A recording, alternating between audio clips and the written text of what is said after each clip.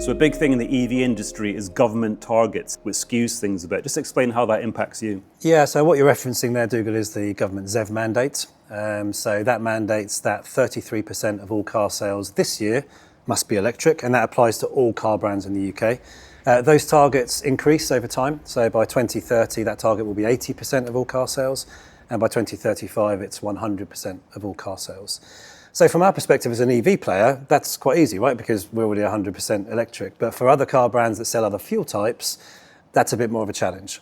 So to stimulate demand, that means that those other car brands have had to incentivize those customers through discounting primarily in order to get that consideration and attract that customer to buy an electric car from them, which has had an impact on Polestar. It makes the industry and the whole business far more competitive.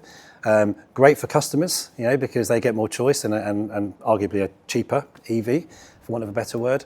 But it makes the business very difficult for all of the car brands in the UK because they're having to fight over a relatively small proportion of the consumer base right now to sell 33% of their cars as electric vehicles this year, and obviously take account of that growing next year.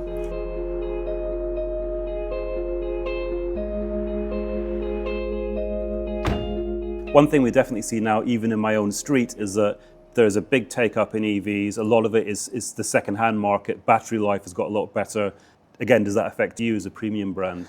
It's great news for us because it's one of the biggest opportunities to myth bust that we've had for a long time. There is definitely a sort of feeling amongst the buying public that car batteries were like phone batteries and that after 2 years they'd be completely useless and they'd be buying another one which costs thousands of pounds. Simply not the case. We've seen a real uplift in interest in all of our cars, new and used, since the unfortunate events in the Middle East have unfolded. And what we see now is a doubling in pre-owned car sales, used car sales, and with every used Polestar we give a battery state of health certificate, which gives reassurance to our customers that the battery is absolutely fine. To give you some examples, a 3-year-old car with around 60,000 miles has a battery state of health of well in excess of 90%. And we've seen cars with 200,000 miles that have battery states of health in excess of 80%. So it simply isn't true that the older the battery gets or the more it's used, the worse it becomes. So it's been a great opportunity for not just Polestar, but the industry as a whole really, to say, hey, actually, a used EV isn't a bad buy now.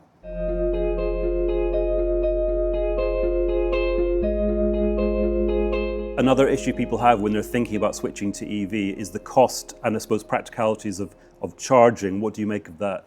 Yeah, it's one of the biggest barriers to buying an EV is the concern about, well, where am I going to charge it? How am I going to charge it? Around 60% of households have driveways, so that's quite easy for those people, and actually much cheaper because you've got overnight tariffs now which make it cheaper to charge a car, and there's only 5% VAT applied to domestic charging, domestic electricity.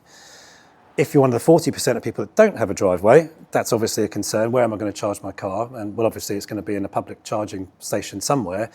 And not only is it more expensive at a per kilowatt hour level, but there's 20% VAT levied at that charging. So one of the things that I've been campaigning for the last 2 years, and it's now actually getting some traction with Rachel Reeves talking about it in the last couple of months, is we need to now reduce the VAT on public charging from 20% to 5% to give the people that don't have the opportunity to charge at home the opportunity to charge elsewhere at a similar price, albeit it's going to be more expensive, but at a more competitive price than they would normally be paying now. And if we want EV adoption to really kick on, which we all need it to, right? It's part of the sustainable future, whether we like it or not, people that don't and can't charge at home are going to need to be persuaded that actually they can charge elsewhere without it breaking the bank.